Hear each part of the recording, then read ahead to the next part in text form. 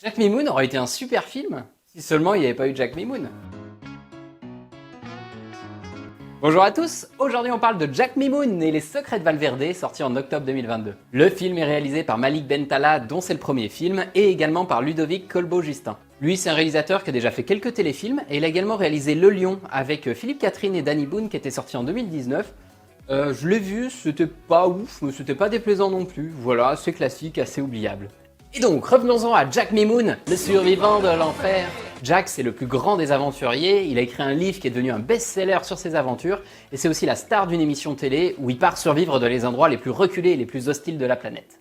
Il rencontre une étrange jeune fille, Aurélie, qui va l'entraîner sur une île mystérieuse à la recherche d'un trésor perdu, l'épée du pirate l'abuse.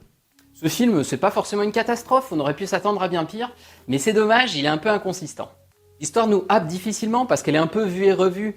Jack Mimoun prétend être un super grand aventurier, mais en fait c'est surtout un loser mégalo, bête et désagréable. La seule chose qui m'a fait bien rire au début, c'est quand il présente son émission, parce qu'il prend un peu une grosse voix, une voix de doublage, alors qu'en fait il double personne, puisque l'émission est en français, c'est lui qui parle directement.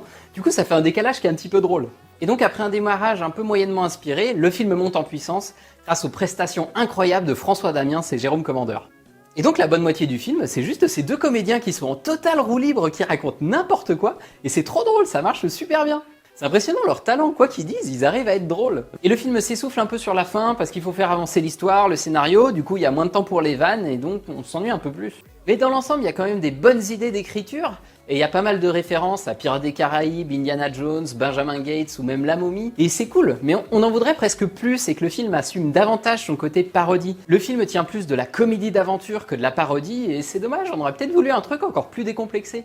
Il y a beaucoup de gags boum badaboum, ah je tombe, haha c'est trop drôle, qui vont faire rire les plus jeunes, mais qui laisseront sûrement un petit peu de marbre les plus âgés.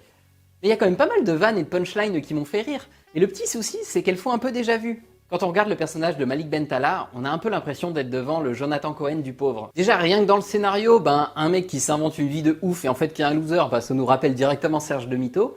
Et puis après, au niveau des aventures de l'île, si on met Marc de la Flamme et du Flambeau sur une île déserte, ça fait exactement le même film. Il y a même certaines vannes, c'est du 100% copier-coller de ce qu'on a pu voir dans La Flamme, que ce soit au niveau du texte ou de l'intonation. Du coup, comme tu connais la blague, ça fait un peu moins rire. Côté casting, comme je l'ai dit, Jérôme Commandeur et François Damiens sont incroyables et c'est vraiment eux deux qui portent ce film.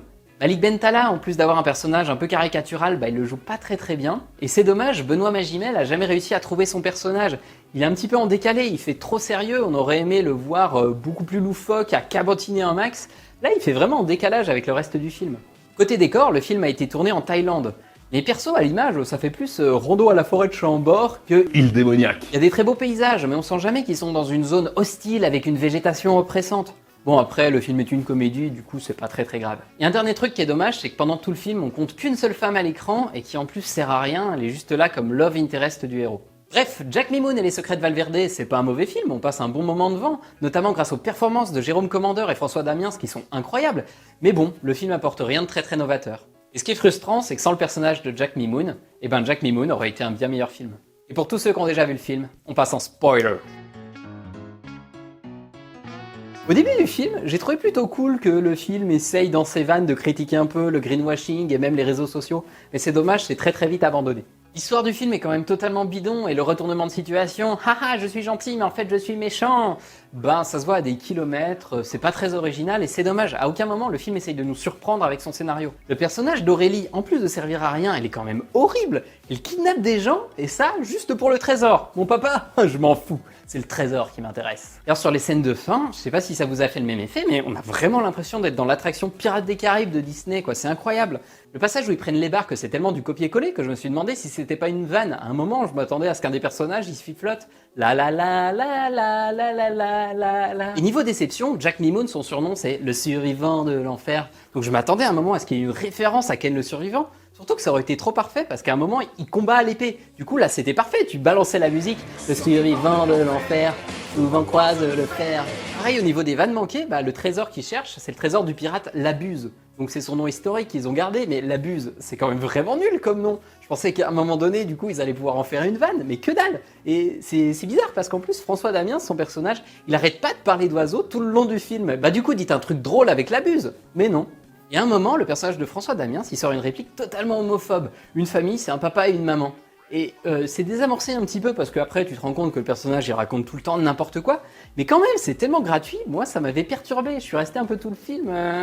Et cette histoire c'est vraiment désamorcé qu'à la toute fin du film où il fait un petit sourire à Jérôme Commander et on comprend que lui-même est gay refoulé, ou à minima il est amoureux de Jérôme Commander, et on peut même y voir une référence au OSS 117 du coup. Et à la fin on comprend qu'ils aimeraient faire une suite en Égypte. Pourquoi pas, après tout, s'ils gardent François Damiens et Jérôme Commander, qu'ils étoffent un petit peu leur casting et qu'ils apprennent de leurs erreurs, ça peut faire un film sympa. En plus, les momies, les pyramides, ça se prête pas mal à faire de l'humour. Et c'est tout pour mon avis sur Jack Mimoun et les secrets de Valverde. N'hésitez pas à me dire vous ce que vous en avez pensé en commentaire. Merci beaucoup d'avoir regardé cette vidéo. Désolé à tous ceux à qui j'ai mis It's a Small World dans la tête. Allez au cinéma et mangez des pizzas!